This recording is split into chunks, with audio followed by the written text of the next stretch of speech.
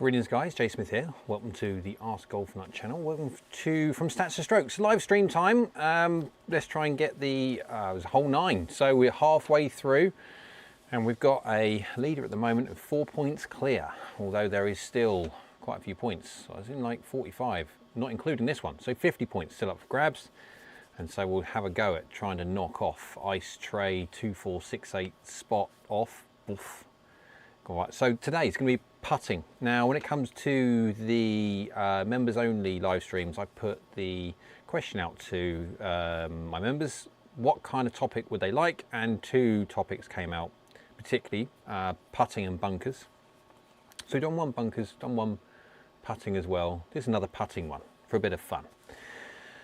Right, so I'll move anything out of the way that necessarily will give away any kind of information out of the way. Right, so let's just very quickly, let's get into question 1. So basically, very quickly before we do it, the reason I'm doing this from Stats to Strokes is stats can be boring, and especially when you look at strokes gained and stuff like that, which is incredibly important to understand where you're losing shots. And many people go down the driving range, practice whatever they want to practice. Most of the time it's their most, it's their best skill. They like practicing it because they're good at it. So that's kind of the idea. But obviously in golf that doesn't work. So the whole idea of statistics, strokes gained, is to give you an understanding of where you need to get better, in what part of the game you need to get better, how, in what respect you can drop your handicap by X amount of strokes, by if you were to look at yourself compared to the same handicap, or compared to say 5 handicap less than you, to see where you're losing. But that's quite boring, but it can be quite fun if you do it in the way that I'm doing it, because we do a giveaway. And so the person who wins this, Sean is there. Oh, hang on, why is it not coming up on the screen? There we go, got it up in there. Let's make that bigger. There we go, Sean Z, howdy Jay. Hardy Sean. So chat is up there if you want to get involved as well at the same time. So the whole idea is I have joined or collaborated with Sub 70 and 11 Golf to give the winner the, well, not the chance, not the opportunity, they will win a free custom fit set of irons of their choice from obviously Sub 70 or 11 Golf. It's up to them. So they get the choice, which is fun. But to do that, we have to ask questions and give answers, and depending on how good they are, we score points. And of course this is done in Stapleford, so on a normal game of golf in that sense, you score points for, you don't obviously blob. The good thing with the only time you blob on this is if you do not answer a question. So the people that have sort of joined in sometimes, not enjoying others, obviously they're blobbing for the holes, for the live streams, the questions which they're not answering. But for every single person that gives an answer, it doesn't matter if it was the man on the moon, when that's got nothing to do with the question, they'll still score 1 point. So the whole idea of this is to try and score as many points as possible, and the best way to do that is get involved in every single one. As bit, yeah, there we go. Perry says a bit of fun. It is a bit of fun, and of course, the people that are higher up on the leaderboard. Let's just have a quick look at the leaderboard, shall we? So people can get, they're getting a little bit more. Flick that across there, so hopefully there we go, that's starting to scroll. Obviously I've got no control over when it started to scroll, it's just up to itself. But you can see the ones that are tied 50th on 5 points and 4 points and stuff like that, a lot of them people that only really got involved for like 1, and so 5 points will, like, if you score the top points, 5 points will get you from 100 and something all the way up to tied 50. So it doesn't take long to get you going up the leaderboard. So the most important thing on this is to try and, well, just answer as many as possible. Now, obviously, you can't answer the ones, there you go. So Ice Tray 2468 got a 4 point lead over Neil's 34, Williams 33, Peter's got 32, Waston's got 32, Two Fires got 29. I need to sort that better. But yeah, effectively they're all in there. I just didn't do a very good job of sorting on my Excel spreadsheet. But again, doesn't matter. All the things are there. But right, so let's just get on to the all-important question. And it's a bit of an interesting one. I'm going to have to move across here. So it's up to you on this one. You can comment in there if you need me to clarify anything, but this is a little bit of fun on the basis that I'm trying to make sure that Ice Trade 2468 doesn't, if he knows the secret of where I'm getting my information from, he doesn't continue to do such. So here we go. I'm gonna have to move out the way. Ready? There we go. So it's an interesting one. So we are talking PGA Tour stats. Not talking you, we're talking PGA Tour stats. And so in this sense, if you can get anywhere close what I'm saying for here, and obviously you're not a PGA Tour player, which most aren't, you're doing exceptionally well. But 35-foot putt, and obviously we're talking about lag putts, but they're trying to get them in, obviously. Oh, 5% chance, there you go. They've got 5% chance of getting them in from 35 feet. It's quite a good go in that one, to be fair. Sean says, mate, appreciate that very much. And so, of the 35-foot putts, let's say 1,000, 10,000, doesn't matter. The statistics are still the same, doesn't matter. So for every single 35-foot putt, on average for a PGA Tour player, we are talking about the 90th percentile distance, front and back effectively, but we'll average it out anyway. Because this is how these statisticians, there you go, late, yeah, it's about 7 o'clock in the UK and I've been busy today, so forgive me if my words don't come out properly. But for the statisticians, this is how they look at it. You're looking at the 90th percentile is a great number. So from that, hang on, from that middle point, how obviously the 90th percentile goes up to there. And obviously the reason why they do 90th, if they took the whole putts, it would distort the numbers too much, because you always get those weird ones where you putt it, it goes too far, it goes down the hill, and then it carries on going, you putt it off the green. The whole idea is to get rid of them, to get rid of the outliers so it doesn't mess up the statistics. So if you capture the 90th percentile, anything between the 90th percentile, etc., and not the 10% on the short and the long, because obviously 10% on the short is no different. You're putting up a hill, up a big slope, doesn't make the slope, comes back down to your feet.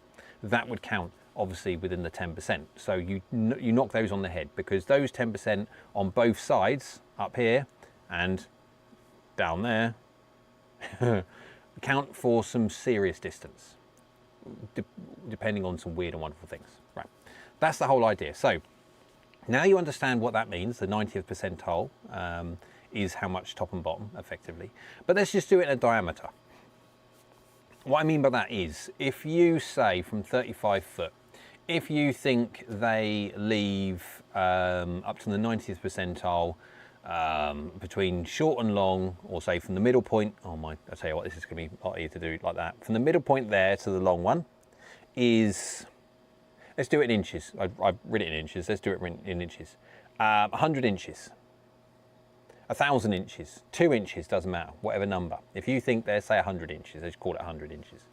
There's a difference between their 0 point, which is basically near enough making it, to the 90th percentile long is 100 inches. And then you think, my hand's gone again. You think the center point to the bottom one, bottom 90th percentile, is say another 100 inches or 200 inches. You think they may leave more short from 35 feet or whatever it be, doesn't matter. You come up with a number, 100 and let's call it 50. You then would say the diameter distance of the 90th percentile is 150.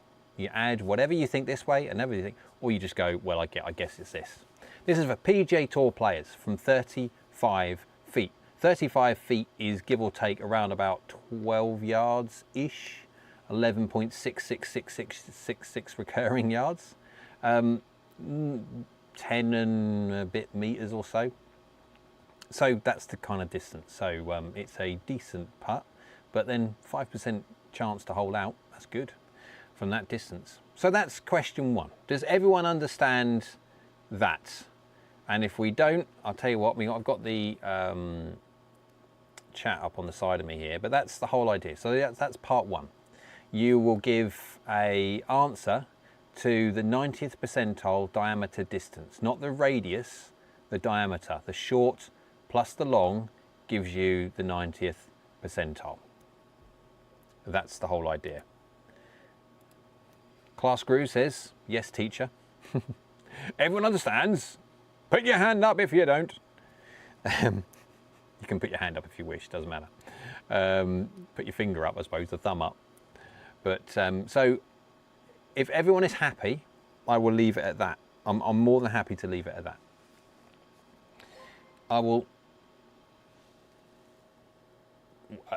I'm not even going to try and pronounce that. But thank you very much for subscribing anyway. Wow.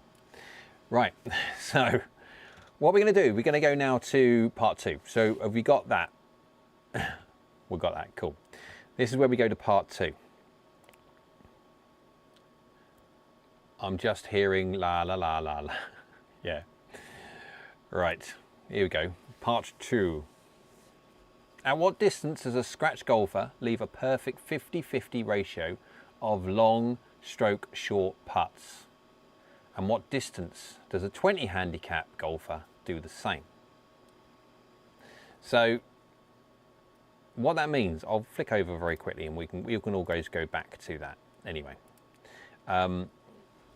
What that means is if you were to look, this classic myth, I'll have to explain this one because people need to get this in their brains because it is massively important.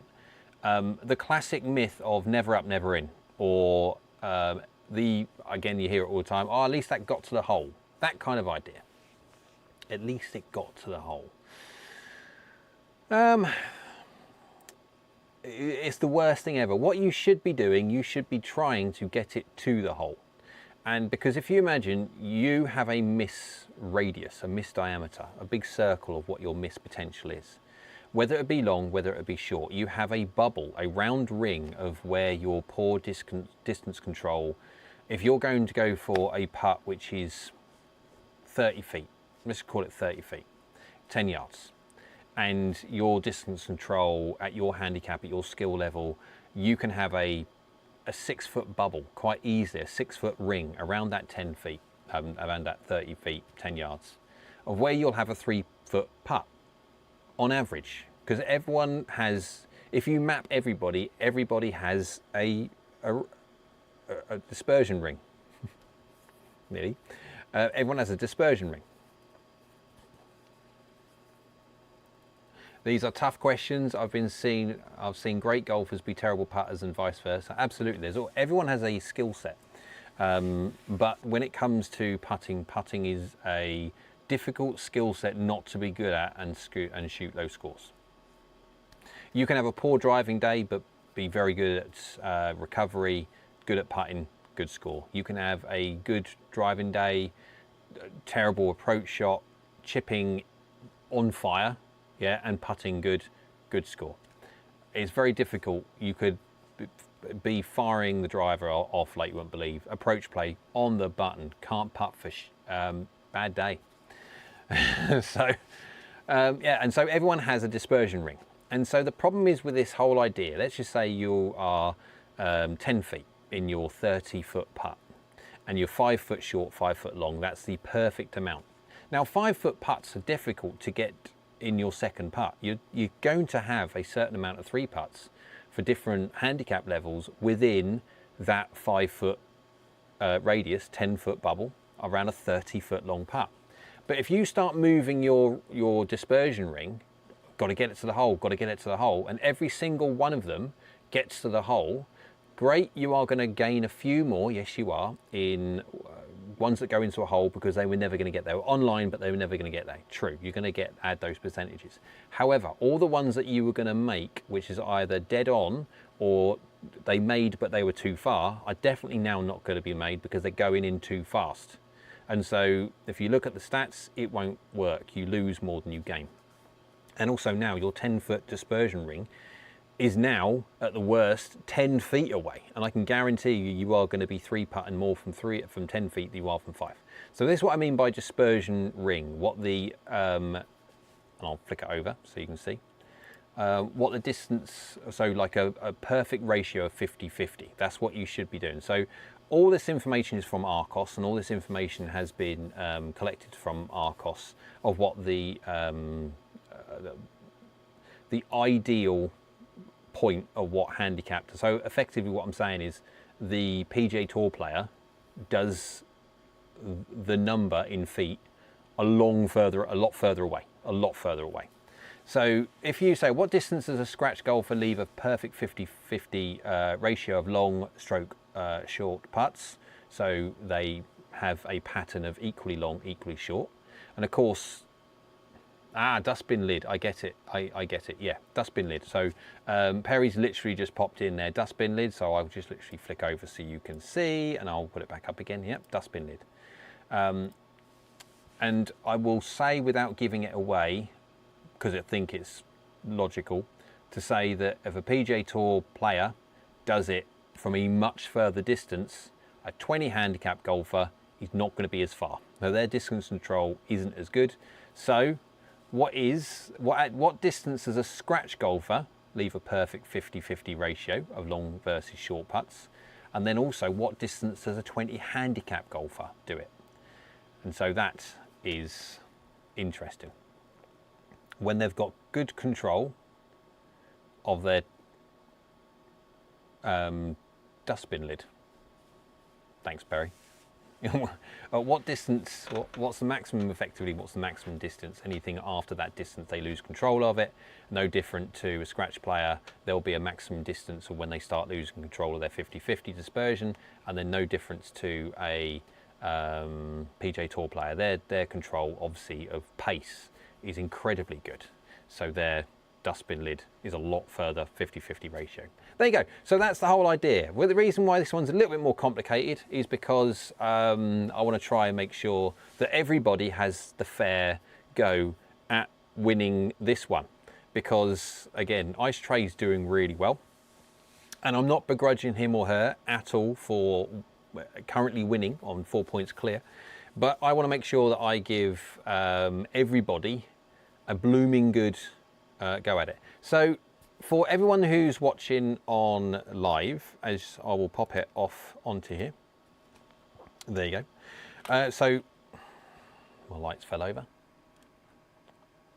Back again. So for a scratch 3 foot, so Sean says scratch equals 3 foot, 20 handicap equals 10 foot. So that is what so let's just make sure that everyone gets what I'm saying. What I'm saying is the fact that what distance does a scratch golfer leave a perfect 50-50 ratio? Not as in how big your dustbin lid needs to be. How far away are you putting from to the hole when you leave a perfect 50-50 dispersion ring?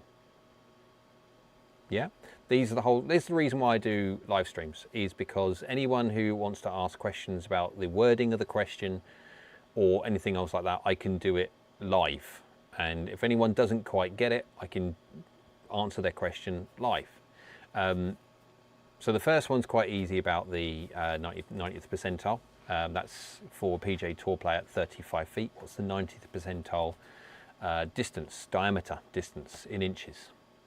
And that can be a 1 to 1 million. It won't be 1 million, but you know what I mean. And then, of course, part 2 is this one. So what distance does a scratch golfer leave a perfect 50-50 ratio of long versus short putts? And what distance does a 20 handicap golfer do the same? Obviously, this is not the distance of the dispersion ring of the dustbin lid. We are talking about how far away from the hole do the 20 handicap player need to be versus a scratch handicap player need to be to leave that average 50-50. So Sean Z, I'm not quite sure, does that change your answer? It may or may not, we don't know. But to give you an opportunity anyway to, so yeah, for anyone who's putting in answers on here, the good news is anyone who puts an answer in the chat section and then I can't grab the information from the chat. I can grab information from the comment section of the video, of which I'm going to basically, this video, this live stream, I'm going to repost as a video on my normal channel. Of course, everyone can then watch that, etc., etc. When it comes to the comments, I can only rip the comments from the comments of the video, not the chat. So yeah, anyone who's put information in the chat, or who will put information in the chat, needs to put it in the comments, double it up to make sure there's no confusion whatsoever. So Sean Z, you get another go at it if you don't like your answer. Or Carl says, can I ask a random question? Nothing to do with the 2 questions. Hang on a second, I will flick over so you see that as well. Of course, normally it's going to be for just from stats to strokes, but go on, why not? We're here. We'll do a very, very quick question from Kyle. For people that want to ask me questions when it comes to a live stream situation, if you've got any custom fit, any equipment, any coaching, any golf related or any kind of life related queries, then by all means, for non-members, I do a open all access live stream for on the first Monday of every month, which will be coming up soon, not next Monday, but the Monday after, I think. Carl says, when you went over the new Cobra irons, you said higher swing speeds probably would not be good for them. What if the golfer is considering the 1-length version, 95 mile an hour 7-iron? Depending what the lofts are, I can't remember now. Was that the Forge Tech ones or the Cobra Tours, or have I got? I'll see if I can get up on Cobra's website at the same time and see if I can do this whilst on the fly. So which ones were we talking about, Kyle? Was it the dark speed? Thank you. Let's go over to that one. Dark speed 1-length. So I just want to have a look at the dark speed 1-length specs, specky roos. 27 degrees, yes, that's fine. 37¼ inch, fair enough. Is that standard 7-iron length? No, yeah, it is. So it's standard 7-iron length. So 63.5 degree lie. Okay, that's interesting. And then, so I'm just looking at the loft gaps. No, if you've got a 95 mile an hour swing, I'm just looking at the loft gaps. So can I do this very, very quick? Very, very quick, see if I can do this. And I'll pop it up there. Right, very quick for everybody. That is the Cobra 1-length specifications. So I'm literally just grabbing off the internet and showing it in a live window as you see it. My issue that I've got with, if you've got a 95 mile an hour 7-iron swing speed, so you are faster than me, and with a 27 degree, I am topping 190 easily carry potential, and on a fast swing 95 miles an hour, you're going over 200 yards of carry. Circa, depending on lots of things, your delivery is very much so one of them. If you are obviously very poor delivery, face to path, open, glancing blows, delivering too much loft, then you will be shorter. And so, yes, in that sense. My issue would be, well, if I flick over here so you can see my mouse, hopefully, you've got 27 degrees, then you've got 4.5 degrees there, then you've got 5 degrees there, and then you've got 5.5 degrees there, then you've got another 5.5 degrees there. You've got big loft gaps between irons. If you've got big loft gaps between irons and you're swinging that fast, your distance gaps between these irons specifically are going to be big, like big. And so generally speaking, for anyone who controls a semi-decent delivery with strike, delivering certain amounts of sensible loft, you are going to get flyers, like a proper flyer. So I would say, for your speed, I would say no, Carl. 2 hybrid and 5 wood is it worth carrying both? Absolutely, yes it is, because they do absolutely 2 completely different flights. They may go similar distances, or probably the 2 iron will go further anyway, but the 5 wood is much more versatile from its flight. Right, so I want to go blue collar golf. Hello, hope you're well. There's not going to be obviously a Q&A. We'll have to do that in a couple of weeks if everyone wants to jump on. So not this Monday coming, the Monday after that will be that and need many wedges. Yes, obviously for the Cobra 1-lengths as well. So yeah, if everyone wants to jump in and obviously do the normal Q&A, it won't be this Monday coming, it'll be the Monday after that. So just under 2 weeks time will be the open all access for everybody. So stick that in your diary, make sure you've got it in there, because if you want to ask any questions, anything else like that, obviously I am here to help. Right, so Anyone, Angelo has popped in there saying an example of incredible would be 100 foot for anyone. Second question. Sorry, I'm missing that one. So an example of incredible would be 100 foot for anyone. Second question. Yes, most possibly. Yep, you're right on that one. Difference in gimme range between scratch and high handicap golfers. In proper golf, there's no such thing as gimmies. Right, so Sean Z says scratch 15 feet and 20 handicap 7 feet is my final answer.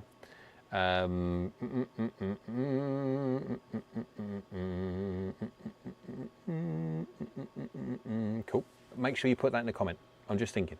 Yeah, to make sure any kind of comments which has answers, what you put in the chat, make sure when I end this video, I will basically tell YouTube to regurgitate it in a long format video on my channel part, not just the live stream side of things. And then obviously then you can copy it in there. And that means that will be the one that I will rip it from. You can either actually comment on the live video, as long as it's not on the chat, you can comment on the live video once it's finished. Or you can comment on the video, which is going to go to the like the standard normal. That's the whole idea. Blue Collar Golf Sim. So I went to Carolina PGA Show yesterday, got an orange whip to use and shoot video for channel. Yeah, other than that, unless you want fancy clothes and belts, wasted my day in 3-hour drive, boring show. Yeah, unfortunately there's a lot of things when it comes to PGA shows, etc., which are great, which also can be quite boring. Right. So there you go. That was not as quick as I was meaning it to be. It's been half hour now, but there we go. Angelo says, I joined late. Can you quickly repeat question 1? All right, very, very quickly before we go into, here we go. Right, so there is question 1. 35 foot, this is from PGA Tour stats. So 35 foot putt. I call it lag putt because I'm not counting the 5% that actually make it going in the hole. 5% from 35 foot is very, very good. Obviously, these are PGA Tour stats. So 90th percentile diameter distance in inches. What that effectively means is that a PGA Tour player will have X amount which they get in the hole. They'll have X amount which they leave long. The reason why I'm taking the 90th percentile is because that 10 percentile on the top has made up of information which will absolutely skew the data. What I mean by that is, you know, see on TV where they putt it and it goes too far, it putts down the slope and it runs off the green. Those, when you de-green something and something like that, they are held within that 10%. You take those weird and wonderfuls out and then you actually get a proper good figure. No different to the bottom ones. The reason why I'm doing it for the bottom ones as well is because of those times where you putt up a slope, it doesn't make it, it comes back down and actually rolls either to your feet or rolls past your feet and off the green. Those are the ones that are held within those 10%. Take the 10% out so you get sensible numbers, and you get an absolutely really good understanding of what their dispersion ring is, their 90th percentile dispersion ring is from a 35 foot putt. And now I don't expect you to give me how many inches long are they and how many inches short are they. Just give me the overall diameter distance in inches. So if you think it's 14 feet, fell over again. If you think it's 14 feet, that would be 168 inches. If you think it's 1 foot, 12 would be the answer. You can't get the idea. Yep, so that's for that one. That's fairly simple. And then obviously the second one is a little bit more difficult. It's basically very quickly on here. What distance does a scratch golfer? What distance does a scratch golfer have to be away from the hole to leave a perfect 50-50 ratio of long stroke short putts? And what distance does a 20 handicap golfer have to be away from the hole to do the same? This is in feet. Simple feet. You can do it in inches if you want. I'll just do the conversion, but that's the whole idea. So again, I think it's fair to say that a scratch golfer will be further away from the hole because they've got better control of their distance to get to their 50-50 dispersion ring, and a 20 handicapper will have to be closer to the hole to get their dispersion ring. So now I will put out there, if anyone has got any further questions that have not watched the live stream, have not watched this, and they want to ask a question, and it's simple enough that I can help without obviously giving answers away, I will put that in the comment section or answer their questions. But I think from what everyone else is saying at the moment, everyone gets the understanding of what they need to put. Right. Thank you very much everyone for joining in. It was very much appreciated. Probably joined in more than I potentially thought on the basis of hang on. There we go. Probably joined more than I thought, but then I don't mind. It's a bit of fun. So thank you very much for watching, guys. Remember, make sure you like the videos. Make sure you a subscriber. You've got to make sure you like all the videos, and you've got to be a subscriber, and you've also got to be a follower of Sub 70 and 11 Golf on their Instagram and their Facebook to make sure that you qualify for winning the custom fit set of irons of your choice from Sub 70 or 11 Golf. Now, I'm getting very soon, fingers crossed, I'm speaking to the individual at the moment on the old dog and bone. Well, not quite speaking at the moment, but hopefully speaking to him tomorrow and get an understanding of how long it's going to be before I get the rest of the Sub 70 7 irons. I only need 7 irons. I do not want any more full sets of golf clubs. So I can basically do the reviews, etc. So we can see how well they perform. Also give you an understanding of what they look like, etc. Because again, Sub 70's website isn't the greatest to see what they look like in person. They're just boring kind of computer generated images, which are, yeah, getting a bit boring. So keep an eye on the channel for that one. Make sure you like, subscribe, follow Sub 70 and 11 Golf on Instagram and Facebook, that kind of idea. Get involved when it comes to answering the questions, and hopefully within the next 2 days or so I will be popping out the answer video.